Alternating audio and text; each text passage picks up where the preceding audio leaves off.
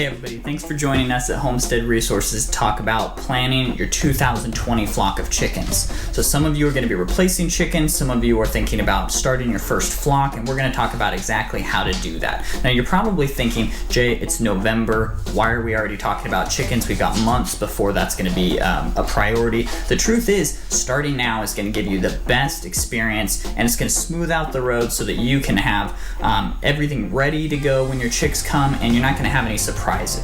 So the first thing we're going to talk about is, why do you want chickens? That's going to help us figure out what kind of breeds you need, what kind of living situation you want, how many birds you need on the farm, and we're going to be able to do that using different tools. We can research online. We have a great poultry planning tool that we're going to put a link to in the description at our vikingfeed.com, and you can use that to see what kind of breeds will fit your needs. So you should always start out by finding out, why do you want to have chickens? That's going to help us figure out how many chickens you need, what kind of chickens you need, what kind of living situation they should have, and so that's our first step, is figure out exactly what do you want out of these chickens. Are you going to be selling eggs? Do you just want them for pets? Are they going to be feeding you and your neighbors? Or are they just for you? Do you want them to be good foragers? Do you want them to be good layers? So all of those questions should be answered before we start this process, so that you know exactly what you want out of these chickens. All right, now you've figured out exactly what your chickens are for. You know whether you want layers, pets, meat chickens. Now we need to figure out how many of them there are. Okay, so a really good laying breed, which is why most people want chickens. You know, most of us want chickens to lay eggs so that we can eat them or share them with our friends and family. A really good layer, like a Rhode Island Red or a Leghorn, is gonna lay probably 5 to 6 eggs a week, okay? And that's throughout the seasons, averaged out. So they're gonna have times of laying 7 eggs a week. Every once in a while you'll even get 2 a day from some of them. But over the whole year, it's gonna average out to be about 5 to 6 eggs a week for a really stellar laying breed, okay? Other breeds like Orpingtons, really good personality, but they're just not gonna be those real high production layers. They're not gonna pump out an egg a day very often. So again, they might have spurts, but overall they're gonna lay much fewer eggs, okay? So if you have a breed that you want really docile, friendly birds for your kids, your grandkids, or just for you, if you want to snuggle your chickens every once in a while, you should know they're probably not going to be the best layers. They'll do okay and they'll probably be fine, but you might need a couple more of them to fill your needs for the laying quota that you have for them. All right, so the next thing you need to consider is, how much space do you have? If you have 50 acres in your backyard, you probably can have more chickens there, especially if you're going to be free ranging them.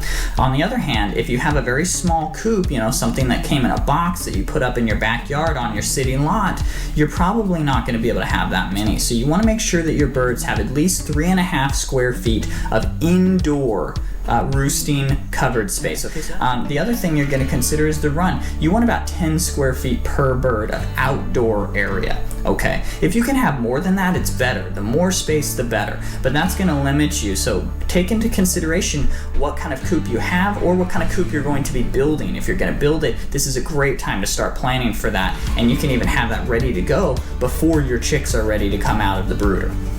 All right, so the next step as far as considering how many you should get is the brooding stage. Brooding stage is when they're inside under a heat lamp. They need to be there for about 8 weeks usually, especially in cold weather. And they're gonna be in an enclosed environment, something easy to clean and waterproof, something in an area where it's not gonna ruin your carpet or anything like that. A lot of people prefer garages or outdoor sheds for this reason. But you need to make sure you have enough space, okay? So something that is 2 foot by 4 foot is plenty of room to brood 5 to 10 chickens all the way through. You're not going to be able to fit 30 chickens in there though, because they grow as they eat, and you're going to have to keep leveling up and splitting them up into different batches. So you want to make sure that you're prepared to brood those chickens effectively before you get them. And your brooder space may be limited. So the other thing that happens during the brooding stage is, it's a high fatality time. And so these chickens are very small, they're very delicate, they're susceptible to disease, temperature changes, cannibalism, all these things that kind of make farming a little bit more nitty and gritty, and that's the time that they're gonna fall victim to those things the most.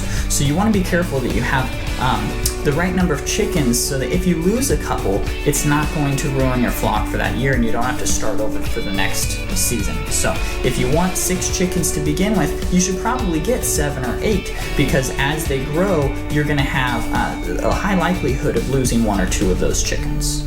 All right, so now we should have a good idea of what we want our chickens for and roughly how many of them we should have. It's time to go online to our Poultry Picker tool. We'll post that down below, or talk to your local feed store about what breeds you want. So the breeds are going to change how many eggs you get, what color the eggs are, what season they lay in, and what their temperament is like, also even what the color of the bird is. So check out pictures online, check out our Poultry Picker tool, and talk to your local feed store. You're also going to need to talk to them about the timing. If you're ordering online from Murray McMurray or something like that, then you can go online and find out what times they have it available. Your feed store should have a schedule posted. They should have it line by line pretty soon on what breeds are coming in on what days, and oftentimes they'll even give you a little bit of information about those specific breeds. So if you can find that information, go do that and start penciling it out. When are my chicks coming in? What kind of things do I need to have ready to brood those chicks? Are they all coming in at the same time, or do I need to have them done in a couple of different batches? So you want to get them in close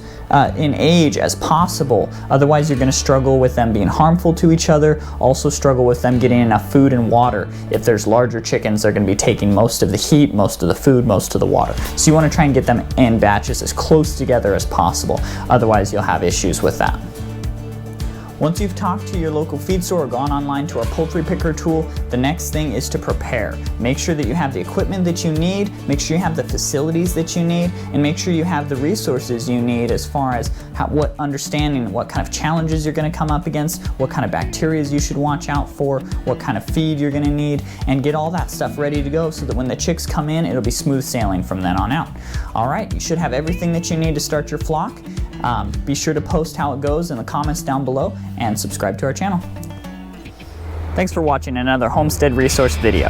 If you like our videos and you want to see more, please subscribe and comment down below. Our goal is to always help you thrive on your farm. See you next time.